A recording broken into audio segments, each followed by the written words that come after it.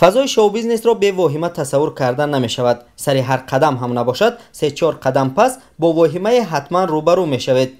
امروز تنها از چند واهمه‌چه در کلیپ سازی تاجیکستان یادآور شده بررسی شاه واهمه و نهنگ واهمه ها را به وقت دیگر می گذاریم.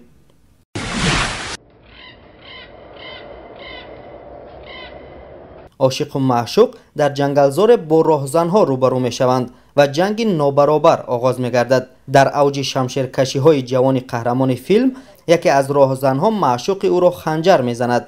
واهمه کلیپ همین جاست. مثل فیلم های هندی تا زمانی که عاشق دختر بیجان را از دست رها کرده برای نبرد برنمی خیزد هیچ راهزن به او نزدیک نمی شود و هم آنها یکی یکی به نبرد می آیند. یعنی تا زمانی که همراهشان کشته نشود یا از پای نافتد حمله نمی کنند.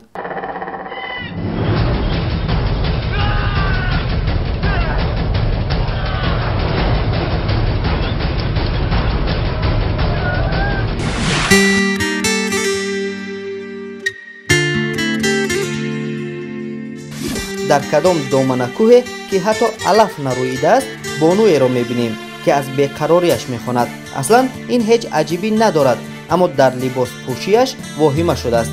او کرته سبز سفید دمدار ببر کرده گاه سری تپه و گاه نزد رودک حاضر میشود. با چنین کرته سری کوه برآمدن چی که حتی در راه هموار به یاری نفر چند قدم زدن مشکل است و واهمه نمی شود اگر بگوییم که دوزنده ماهر از دم کرته این بانو برای چند دختر بالغ کرته می دوزد.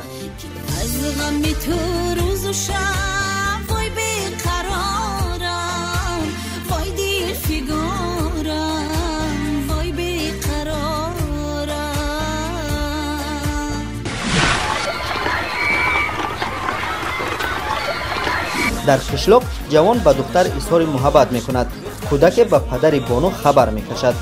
واهمه کرده گوییم صحنه اظهار محبت را یک قشلاق آدم تماشاگر است. پدر دختر مثل کودکی که از والدانش قند می خواهد بیچاره و حقیر این لحظه ها را مشاهده می کند.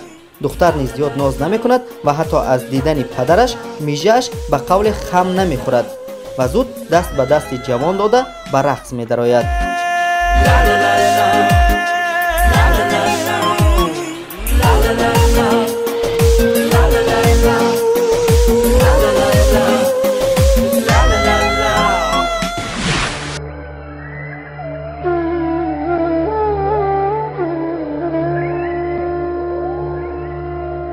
جوان به دوست دخترش تسبیح به یادگار می دهد.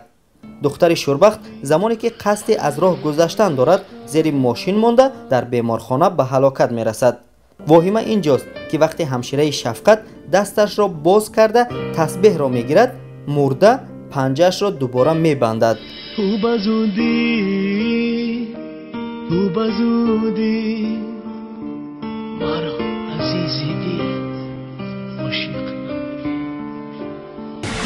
کودک مکتوبی را به دختر انتظار دراز می کند.